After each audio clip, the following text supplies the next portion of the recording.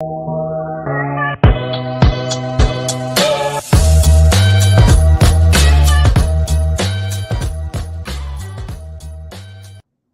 right, team. I'm super excited for today's show. First of all, welcome everyone. I know it's been long since we've done a show, but I was out attending a conference and all of those things. But today I am super excited as we have a very special guest, Rajsekhar Aikat, Chief Product and Technology Officer at iMerit. We'll be discussing about MLOps, ML DataOps, iMerit, and also I know for a fact they're coming up with a very cool conference that they cool summit, I would say, that they do every year. It's iMerit ML DataOps Summit 2022, which I'm looking forward to, and obviously will be asking a few questions around that to Raj as well.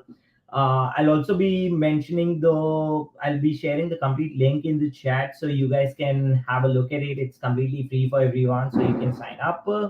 Also, just as we go ahead, we are open to questions, insights, and anything that you might have for Raj. Don't hesitate to ask questions. Just tag him, and I'm sure he'd be happy to take on those questions.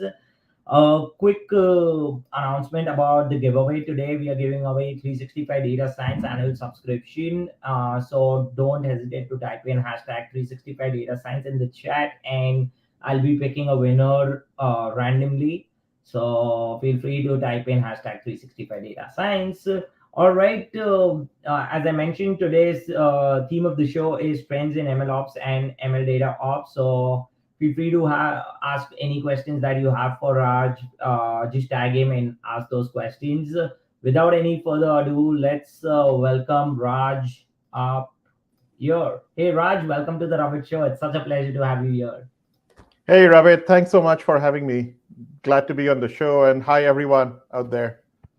Thank you very much, Raj, for taking the time out. Obviously, I was just letting the folks know about today's theme of the show, and we are kind of super excited to learn more about MLOps, ML Data Ops, and I know you guys are coming up with the ML Data Ops Summit as well. So, want to learn a little about that too.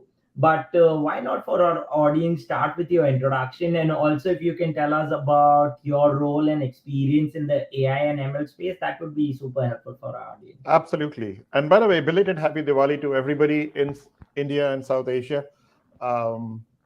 Yeah, I am based out of San Diego, so don't get to celebrate a lot. Fireworks are legally banned in California, so yeah, not as much fun out here. But anyway, so I have been in the MLOps industry or business for the last 8 or 9 years. So starting with the mid 2010s, when and primarily started at Qualcomm, which is a global telecom company, and I kind of stumbled into MLOps in the smartphone. Qualcomm is a very big smartphone business, and that's where I came in. And that was in the mid 2010s, let's say around 2014, 2015. We were transitioning from what we call the smartphones to an intelligent phone, where the phone could do something on its own. It could be your own personal concierge, and so the services and applications around that. So yeah, been through a lot of different consumer verticals at Qualcomm, and then also at a company called Brain Corporation here in San Diego, where we developed a platform for enabling automated heavy machinery, such as commercial floor cleaning scrubbers, transportation equipment, such as forklifts, etc., in public areas such as retail stores, malls, and airports. So you can think of them as mini autonomous vehicles, but working amongst people with no rules of the road. So very interesting spaces. And recently I joined iMerit actually in August to be kind of for really two reasons. Number one is to be part of this great mission of this company to enable ML data ops and kind of the digital economy to kind of the vast majority of the world who really hasn't touched the AI world, and bringing that and making them part of this ML and digital economy, as well as, of course, this Cambrian explosion, as we call it, of ML data ops, a revolution that is happening in the industry, and be part of that revolution. So would really love to chat with you, all of you guys, around what's happening, and really psyched to be here. Wow, thanks, Raj, for this amazing detail that you've given. I think you are one of the one of the first person that I have seen who actually seen MLOps back then, like almost close to 7 8 years, I would say, back in that kind of also brings me to something which is kind of important for our audience to know as well, that how have you seen this ML space evolve over the last few years, and how do you see it different right now? Yeah, it's actually very interesting because uh, over the last 7 to 10 years, ML has really kind of traveled the entire length of the Gartner hype curve, if you can call it. It used to be when we first started off, let's say in the early 2010s, it was very training centric. We talked a lot about neural networks and models and what is the best models, how big are the models, etc. It was a very centralized effort. It was always happening in people's labs. So it was about collecting a bunch of data, cleaning it up, annotating it, prepping it up, putting it into a model, and then the model would spit out a decision. And rinse and repeat along that. And so the ecosystem developed on, number one, the research and development around building these models, and secondly, enabling these models and how can people make it easier and easier for people to build these models. But it was still very, very centralized. And today, I think it's kind of morphed into a more deployment centric, very decentralized ones. So a couple of trends is happening. So the models that were trained in the lab, 4 or 5 years later, they were actually deployed in the field, and it opened up a whole new sets of challenges. Yeah.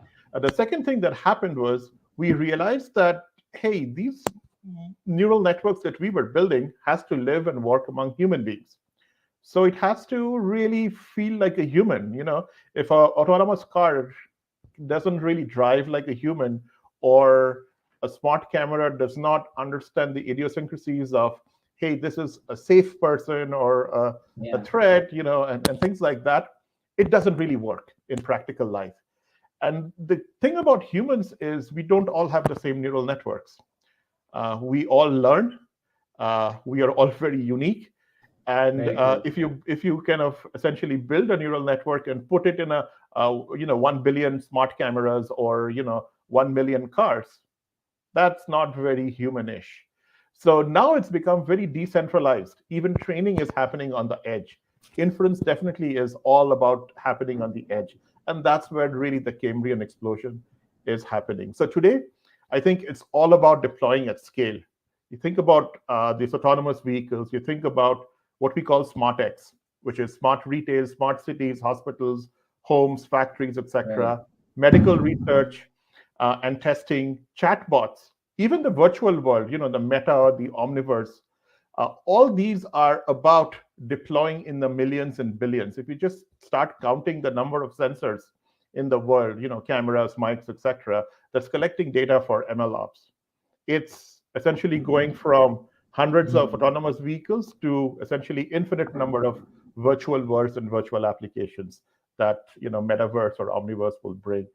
And like I was saying, this paradigm shift has brought about a whole new set of challenges in the ML industry, and that's exactly what iMerit's mission is for its clients and partners. And love to chat more about these challenges. Okay, these are very interesting insights. Obviously, how the space is evolving. I love those, case studies which you've got. Obviously, the examples that you've shared, that kind of obviously gives us a greater view of how things has evolved, and now how do we see at the ML space is quite different from what it was. So thanks for sharing those. Another, quick question that I had around, and it's like a follow-up question, but obviously, what are the key trends and challenges facing in the ML industry? Like, what do you see? What type of challenges are those? Yeah, absolutely. So one of the big things, so three main areas. So maybe I'll Hmm. phrase it in this way. What are the challenges we are helping the ML industry and our clients in kind of overcoming? And we kind of see three main buckets. Number one, like I was talking about, data at scale. The data that we are now that is available to us for ML ops is essentially infinite. and it's growing at a growth rate. So infinite amount of data that we are collecting, and that's growing too. How the hell do you deal with that? Uh, the next thing that we are seeing is production at scale. Now you can see billions of cameras, millions of autonomous vehicles running level 3, level 4, or even level 5 ADAS, trucks, robotaxis, etc., going onto the road. You see billions of medical devices that are smart and very kind of personalized for people. So production at scale is happening. And the problem with production at scale is whatever stuff you've done in the lab is completely different from the realities of it's a wild west out there. What we used to call edge cases or anomalies in training land is now the norm. And that opens up, a whole new set of research development and rinse and repeat, and the whole slew of different problems. And then the third thing that comes with production at scale is the real-time operations part. To be very frank, I think neural networks are not as smart as humans today, right? We have not been able to replicate the human brain, and I think there is no controversy around it.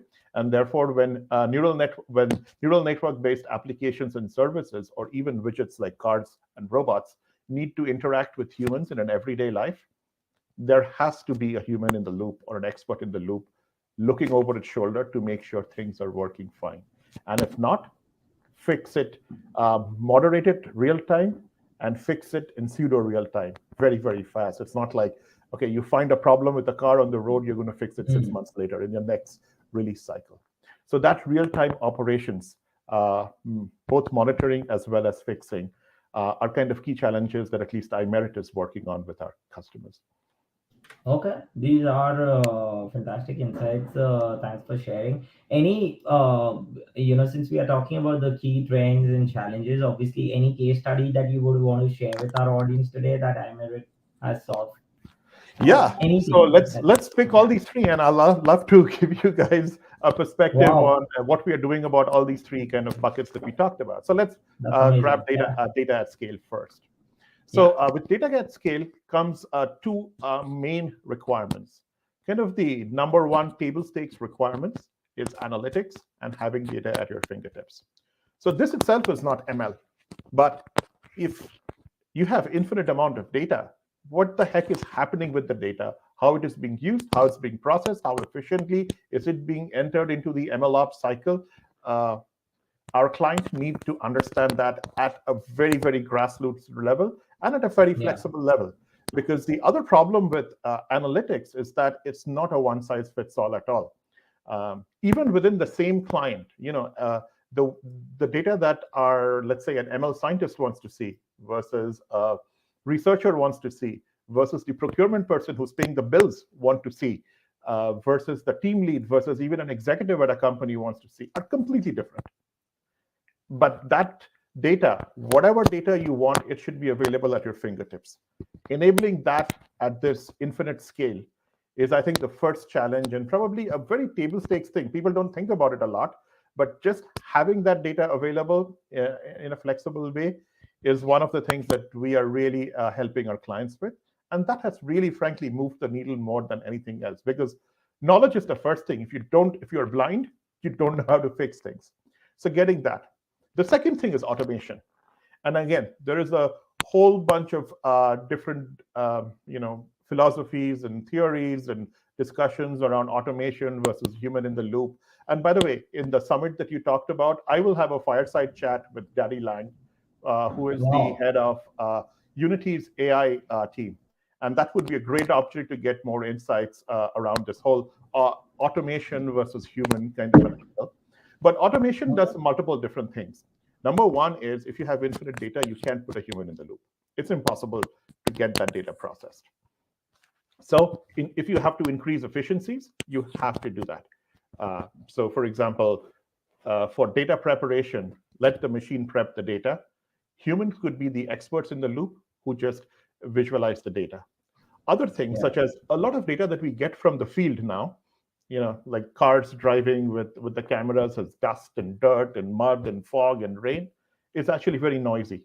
So we could use ML and CV techniques to automatically clean the data, image enhancement, so that it's much easier for an annotator to look at that.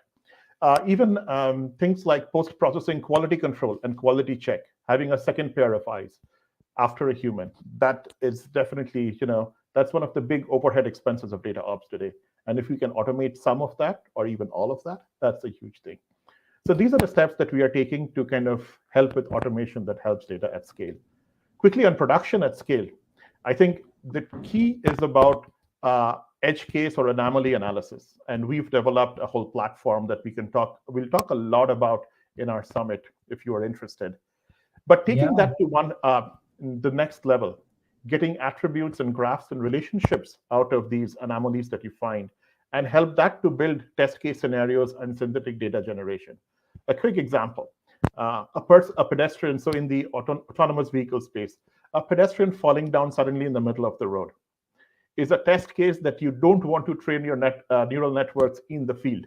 It's a bad thing to do, right? You could end up severely hurting or maybe even killing the person, right? But we can generate a lot of test cases around a person maybe falling itself on the sidewalk, so it's not started, so the car can behave anomaly, or the person just fell in the middle of the road right in front of the car. And then what do you do? How does the car react? Building simulations around that. And then on synthetic data generation, a very interesting thing that I observed the other day. So there was a video that we captured from one of our AV partners where there was a trailer that is going down the highway in the United States, and there was a trailer tied behind a car. And the trailer was like swinging rapidly from one lane to another as the car was going.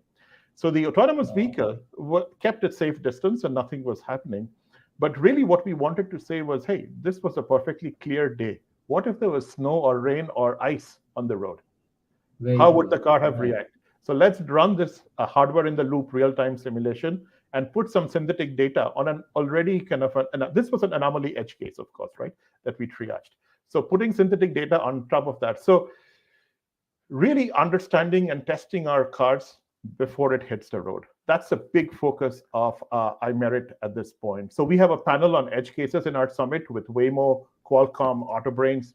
And then we have another, forum with Zoox and Embark Trucks that we will talk about anomaly detection and test case generation. So lovely panels and lovely discussions. And then about real-time ops.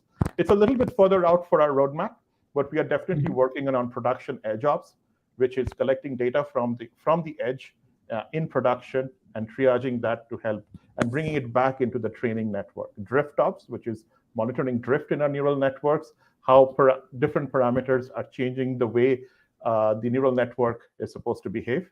And then, of course, teleops, which is monitoring robots and cars and other mission-critical equipment with ML in the field. So yeah, lots of fun stuff happening, major technology roadmap for iMerit, and we really want to help our clients get through these hump of challenges that this new, let's call it MLOps 2.0 is bringing. Yeah, no, I think Raj, fantastic information on data at scale, production at scale, and obviously how you're solving those problems in terms of not only just adding the synthetic data and making sure that you're getting to the real, I would say, a real time scenario, but solving those important problems kind of matters a lot to the, to the, I'm sure, to your partners as well, to your clients, and you guys are out there doing great job. So hats off to iMerit for that, and thanks for pointing out at the ML DataOps Summit. Obviously, I want to let our audience also know more about it, and what I'll be doing is sharing the link in the chat of where they can register, since it's free for everyone, and so many amazing speakers out there, panel discussions, great topics. So folks, I'll actually share the link here in the chat, and you can actually have a look at it and register for it for free. And also you can check out the complete agenda here. So, and I'll definitely will take a moment, Raj, and we'll walk our audience through the agenda as well. I'll share my screen and we can walk them through the agenda and let them know about, and I also want to actually look into detail what all sessions are there. So that would be great. But before we jump on that, I have something which is kind of I know that is one of the topics that I saw on the I guess at your conference as well. But I wanted to understand what are your thoughts on the data centric approach. In I guess Manohar Maluri is talking about this at the conference as well. So can't wait for that. But happy to hear a little from you as well. Yeah, absolutely. So yeah, Manohar is a great friend and partner. He is a lead at Meta AI. So he will have a keynote at the summit, and once we go over the agenda, we can point it out. Actually, that's very interesting. We kind of have a sneak peek into what Manohar is going to talk about. We talk to him a lot, but that will be a very interesting perspective coming from an industry leader in ML such as Meta AI, I would say. So please, guys and girls, join our summit. It's free. Yeah. Spend as much and as little time. Pick your panels, pick your keynotes, and it'll be a fun experience. But yeah, going back to your phase around a data-centric approach. So the ML industry phases, if I can say so, over the last 10 years has been around, like I talked about, a network-centric approach, where the bottleneck was the neural network. Then we had a compute-centric approach, which was more like, do we have the computing infrastructure to enable these networks at scale, both in the cloud as well as on the edge, especially in mobile phones and robots and cars, etc. Do we have all the compute horsepower in there? And that was the bottleneck until, let's say, 2 or 3 years ago. Now, the bottleneck is around the data, and that is where the complexity bottleneck. And the bottleneck really is about data processing. Like I was mentioning, there's just too much data from the field to be prepped. That's the problem that we are dealing with. On the other hand, we have the reverse problem. When the models are getting trained in the lab, there is not much data upfront to train these models reliably and safely to be able to get it out into the field. Remember, we are short-circuiting the 4 billion years of evolution in a matter of weeks, months, or years in the lab, right? That's how we are training on neural networks and expecting that the 4 billion years of evolution that our brain has gone through, these things would be able to work with our brain, and our expectation is like they should behave just like humans do. So we have this a catch-22 that we have to really solve for the industry. And that's why my big focus is taking the production at scale data and somehow being able to feed it back into the starting point of, essentially the Gangotri of MLOps, which is training, exploratory data analysis and training. So, and keep that and build that cycle. Today, that cycle does not exist. If you look at a typical block diagram of an MLOps cycle, you would see there are two distinct kind of circles that form that infinite loop. One is what we call the ML cycle and what we call the ops cycle. I think the goal of iMerit and others in this industry is to kind of fuse the two together and essentially have data from the ops, which is what we have too much of, and focus that and prep that and filter that in both autonomous as well as in manual ways, and feed it back to the starting point of ML, the ML part of the cycle, and kind of build another path in that direction. So that's where I think a lot of research is going from industry leaders such as Google and Meta, and you'll hear about that from Manohar a little bit. But also for people like us at iMerit, who are kind of at the leading edge of ML DataOps, we are trying to get our clients out of this catch-22 of, hey, I don't have enough data to train my networks. The data is just too unrealistic and it's too ideal to be in real world life. And then when we go to the real world, we say, hey, I got like 1 billion cameras pumping out 8 to 10 hours of data a day. There is nobody to process it, including the largest companies in the world. They process only 15 to 20% of their data that they actually capture through their sensors. And by sensors, it's not just visual data. It could be LiDAR data. It could be audio data for language processing, all that stuff. And then comes the virtual world. Now we are opening up the metaverse, right? And then NVIDIA and others are driving the omniverse, which is the metaverse for industrial and applications. And here there are infinite data sources for ML. So that's, I think, the data challenge that we are all dealing with.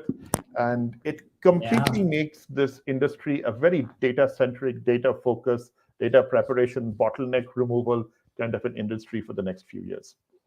Okay, these are fantastic insights. Good sneak peek into what obviously Manohar would be, talking at the conference as well. Can't wait to hear Manohar at the conference. But since we are on this topic of conference, obviously iMerit, those who are joining us late, I wanted to let you guys know that iMerit is coming up with again with ML DataOps Summit 2022. And in case you want to learn more about when is it happening, it's happening on the 8th and 9th of November. So, wanted to quickly give our audience here a sneak peek into. Obviously, I'll be sharing this link in the chat as well, so you guys can have a look at it. Like I mentioned, obviously, it's happening on the 8th and 9th of November, and anyone who's a data scientist, engineer, or ML professional out there can join the conference for free. And These are the sessions, I guess. If folks, you could actually look at my screen, I'll just zoom in a bit. It starts with obviously Radha's talk, and then Raj mentioned, Manohar comes in, and then I think the lineup is amazing in terms of covering a good ground, the topics. So if you're interested in something around learning more about AI, ML data ops, I think 100% go and attend the conference.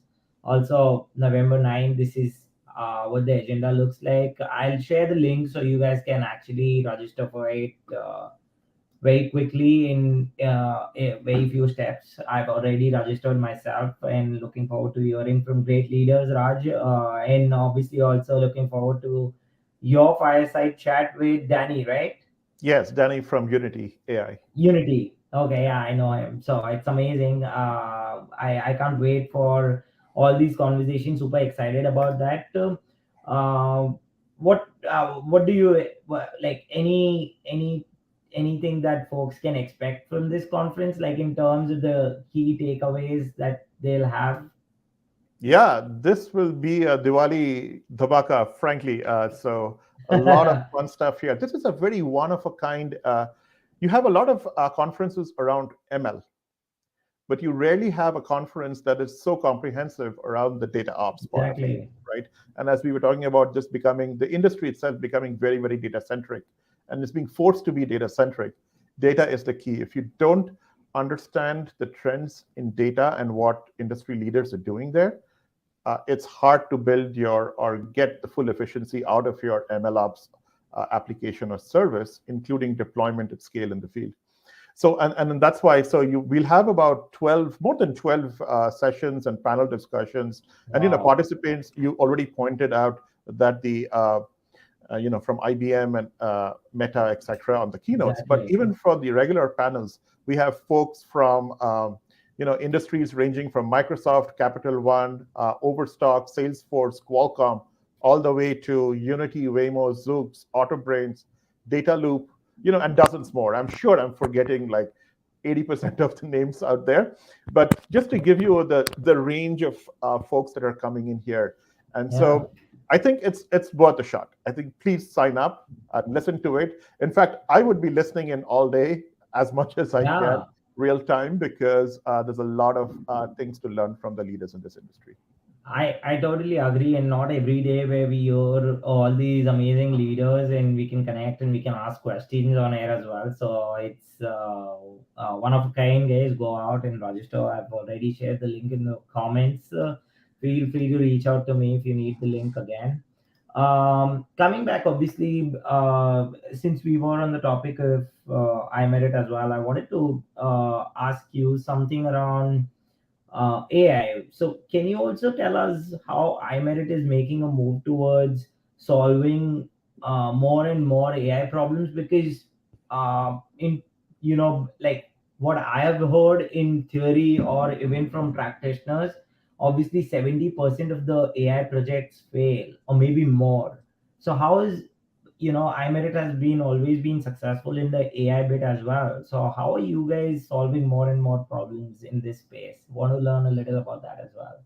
Absolutely, and amongst friends, yes, that's frankly the reason why I joined iMerit. It's one of the few companies where everybody says good things about, and I was very curious what's going on here. But yes, So, it's really the maniacal focus on customer and customer success that we drive together. So let me start with a few examples. One of the big industries that we help out in is autonomous vehicles and autonomous mobility, which goes beyond cars. It's essentially drones, it's robots in agricultural areas, etc. AMRs, autonomous mobile robots, etc. So here it's all about reliability. How do we make these cars or whatever vehicles safer and more reliable by the time it hits the road? So it's not just about annotation on the data ops side. It also includes mapping, like we talked about, test case generation, synthetic data generation, and a slew of other technologies that make these cards safer and more reliable so they behave and they can work amongst humans. Maybe on medical AI, one of the big areas that we are working on is diagnostics and radiology, involving experts in the loop. So how do we at least be the first line in looking at MRI scans and other radio X-rays, ultrasounds, etc., and detect problems, and using that train the network so that the next generation of Yeah. devices that are coming out are more personalized and adaptable. So we are also working on medical trials for making drugs and vaccines deploy faster, safer, and cheaper. So we've probably Nice. all gone through the pain point of the COVID vaccine deployments globally. Exactly. It was a very expensive proposition. It took a long time, and it doesn't have to be that way. With little data, we can definitely, but well-trained networks, leveraging the experiences from previous trials, we can definitely short circuit the process and still make it safe and usable across the Mm. globe, and cheaper too. So drastically, these costs cost in the tens of millions, if not in the hundreds of millions of dollars. So that's a big effort we have in some of the leaders in the medical space. Uh, Moving into language and natural language processing, the whole goal is to make it human-like, multimodal, because we work with five senses. We don't work with one. I mean, humans would not be humans if we had just one sense, which is just vision or just audio, right? So how do you make these models Exactly. multimodal, that it can take in inputs from not just language, but also vision, and cues, sentiments, etc. More personalized, like we talked about, and more adaptable. So it fits, you know, its points just right. Me and my wife, frankly, have a lot of fight on our Tesla. We have a Tesla with a FSD, and she feels that the Tesla's self-driving technology is a bit aggressive. I feel it drives like a grandma. So it does need to be Oh, personalized a little bit. And of course, just in this AV space, we talk a lot about the neural network that drives in New York City should not be the neural network that drives in, let's say, Yellowstone National Park or something like that. It has yeah. to be different, and the cars have to be adaptable and stuff like that. So that's a big area that we are working on. Agriculture is a very, very big industry where automation is creeping into, especially around precision farming, reducing the need for manual labor for repeatable and tedious jobs such as weeding, pesticide application, etc., without what we call the machine gun approach, that's blasting out pesticides that is both expensive and Yeah. environmentally non-scalable. So how do you create this precision? Or if you see a weed in the ground, you recognize that and then surgically insert some pesticide at the minimum level so you're not damaging the environment, and it's much cheaper for the industry. So bringing down the cost of food in general. So these are some of the ones that come into my mind, but we deal with like 12 different or more, actually, different verticals here at iMerit. Uh, Wow. Again, one of the good things that the summit could bring is bringing Microsoft, Capital One, DoorDash, and Overstock to talk about the convergence of MLOps applications and data pipelines.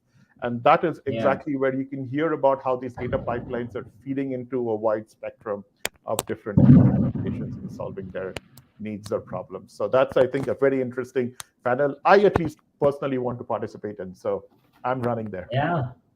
No, 100% Raj. I think, first of all, thanks for sharing all those details. Obviously, iMerit is out there in, you mentioned about a few verticals, but 12 verticals in all, in obviously healthcare, medical, NLP, which is obviously focusing on environment as well, and agriculture, bringing those costs lower for the food, kind of makes a lot of sense to me. And, great work that iMerit is doing already.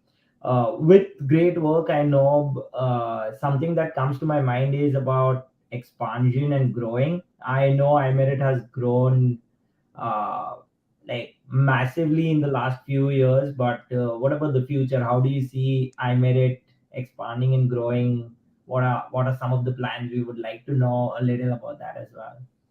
Yes, so iMerit by itself is at a hypergrowth phase, and we kind of base our company on what we call the three T pillars: talent, which is the human capital, and that's our core kind of value; uh, technology, which is the effort that I lead and all the stuff that I was talking to you about; and then what we call the technique, which is basically the transition from a crowd to a human in the loop to an expert in the loop to, let's say, a moderator in the loop, and bringing that together. And basically, iMerit's value proposition is a concoction of these three things, and that's really the expertise. So all three of these pillars are going through a hypergrowth phase.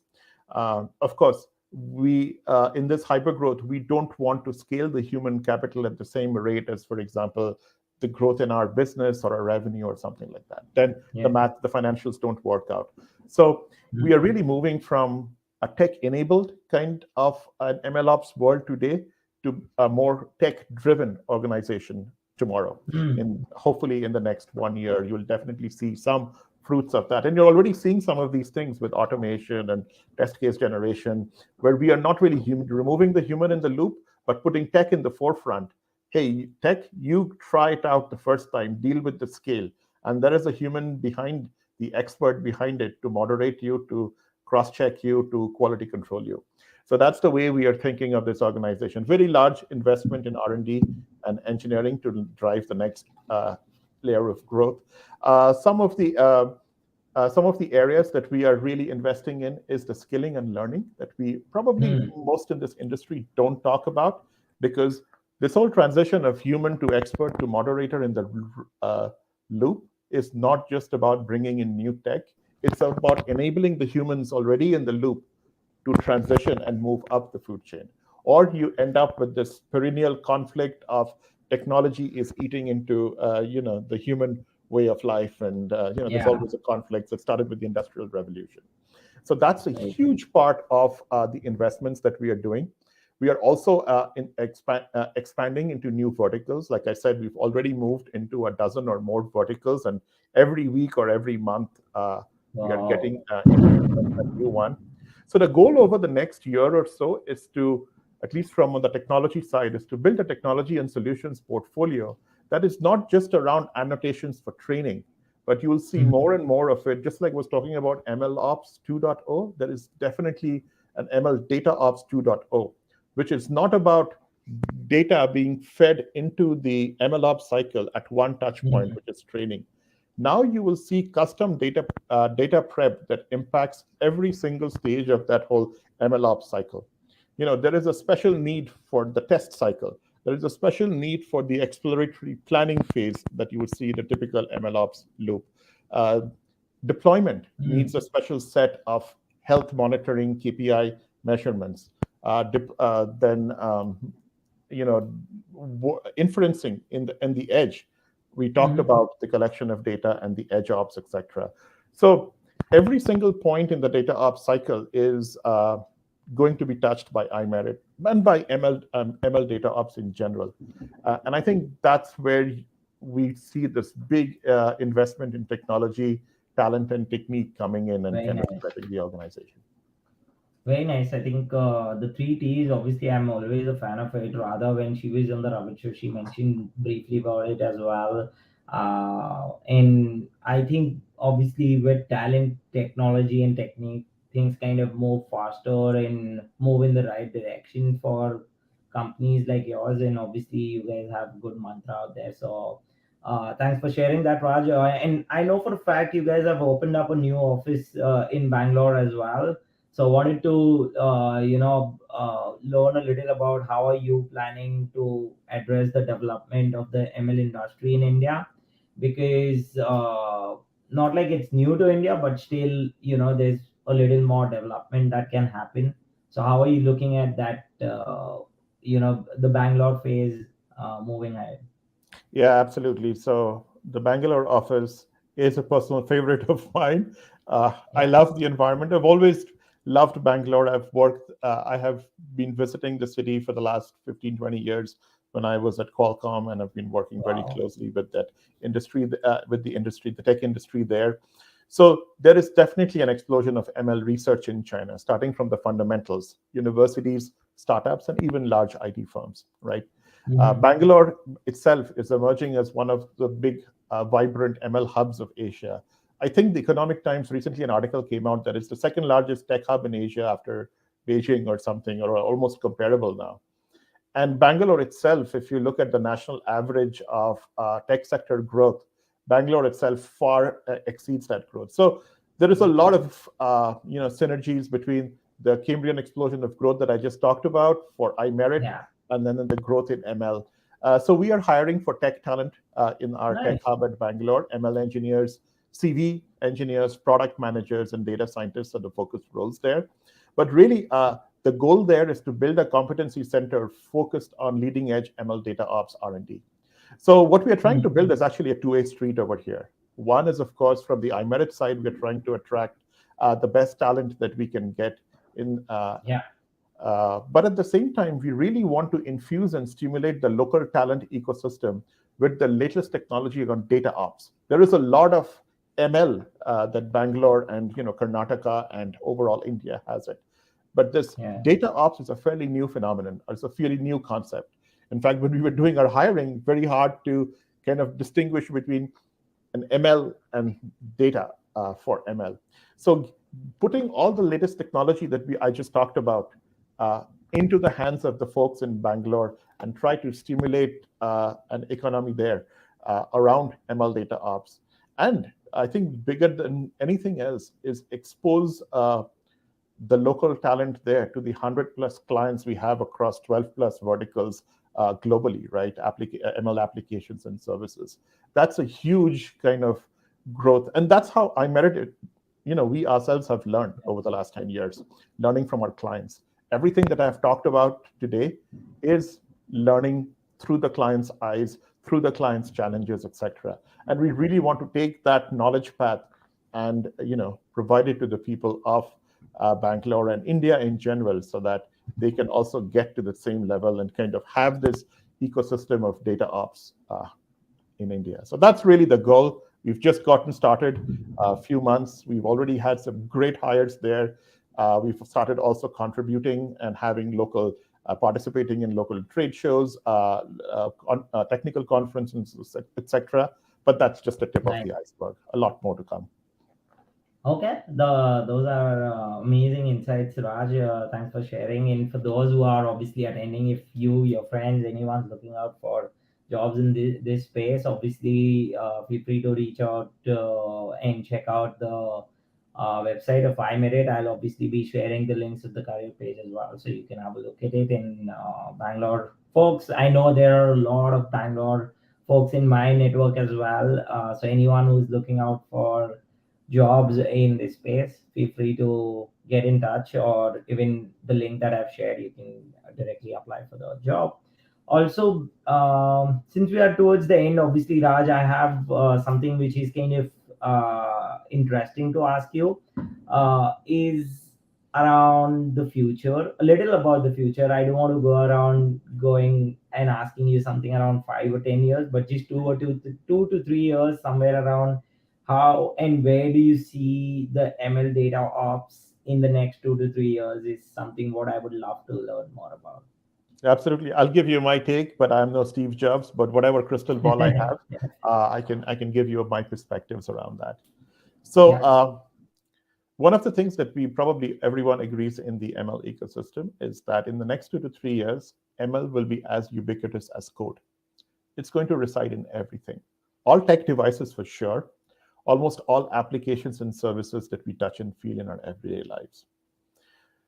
That's a great novel experience, and maybe it doesn't happen in 3 years, it happens in 5 years. But really today we cannot think, I mean, this has become a new way of coding, right? So it's going to be as pervasive as code, and it's just a matter of time where it spreads everywhere, right? The barriers Right. to entry, the barriers to develop ML applications has become quite low. The kind of the artifact of that is an infinite number of data sources. just to make matters worse, right? Capturing and streaming data from real and virtual worlds. And we have to do something about it from the ML data ops side of things. There's just too much data to be aggregated, processed, and prepped centrally. You know, if you think about all this data and somebody collecting it and put it in S3 or other buckets in the cloud, collecting it over LTE networks or whatever it is, that's not scalable. It will not happen. So Yeah. if data can't come to us, we have to get to the data. And so maybe decentralized architectures around ML data ops, where little data ops algorithms and stuff reside in the devices on the edge itself. And only a small fraction of anomalies or edge cases are sent for triaging at a centralized location. So this is something that all of us are looking at and working towards. And this is same thing happened with training. Training is largely decentralized today. It happens on your phones, it happens on your cars, it happens on the smart cameras, and maybe data ops follows that similar thing. Like we talked about, data ops is getting largely embedded into each stage of the MLOps cycle. My bet is in 3 years, we wouldn't have something called ML data ops and ML ops. It will be fused into one. You know, Wow. Okay. every stage, and I'm being a little bit controversial over here, but every stage of the MLOps cycle, if it needs its own data prepping, processing kind of needs, it's almost embedded into this one fused cycle, right? And I think that's where we are heading. It's very hard today to kind of separate them. It's become, things are so data centric, not just training, but every part of it. Even testing is data centric, deployment is data centric, that it's going to be kind of ingrained and embedded. We can call it other names, but it will be very fused with the main MLOps cycles. And I think, lastly, models will become more and more human-like. Like I was talking about, multimodal, unique, and continuously learning. That's the only way where we can make machines interact reliably and kind of efficiently with humans. Personalization, custom models, training on the edge will fragment data ops and make it more and more decentralized. So yeah, without scaring most people, I would say models will start training models in the next 3 years. Humans will build the platforms and then moderate and monitor these platforms. So that's my 3 year look into the crystal ball. No, I think I love those insights, and obviously, even if that sounds controversial, I know things would be, things could move that way, and can't wait to see what happens in the next 2 to 3 years. Obviously, I might come back to you, Raj, saying that, oh, it proved, it actually, you were right. It has, changed for better and good, and obviously the community today has learned a lot from you, Raj. So thank you very much. Before we, wrap this up, one question that I have for you is, if folks want to reach out and learn more about, say, iMerit or any other questions that they have, where can they reach out? Absolutely. So maybe our website is a great starting point to know more about our Okay. mission, impact, technologies, solutions, employment opportunities, etc. We'll be attending a lot of general, technical, and industry-specific conferences. So if you can connect with us on LinkedIn, you will have access, as well as through our website, you will have access to all these areas that we are presenting and be part of it. So personally, if you want to reach out to me, my LinkedIn is probably the best source. And beyond that, insights at iMerit.net, and then HubSpot is where you can schedule meetings. And Ravit, if you can put some Yeah. links, that'll be great to point people in Yeah, that. I'll share these links with the folks as well, so that it's kind of easier for them if they want to reach out. And feel free to reach out to Raj as well on LinkedIn if you have any other questions. But one last thing, Raj, obviously, I know iMerit ML DataOps Summit 2022 is just around the corner. I'm kind of super excited for it. And for those who missed our conversation, obviously, we spoke a little about iMerit ML DataOps Summit 2022, which is happening on the 8th and 9th of November. So do not forget to tune in. I am sharing the link here in the chat, and you can go and register for free and learn from these experts. Great topics out there, and I will definitely catch you, Raj, at the conference virtually, 100%. But all the best for your fireside chat with Danny. looking forward. Thanks for all the amazing insights that you've shared, Raj. It was fun chatting with you on the Ravit Show. Same here. Thank you so much. And thank you, everyone, for listening in. Let's keep chatting. Awesome. Thank you very much, everyone, for attending the Ravit Show. I will see you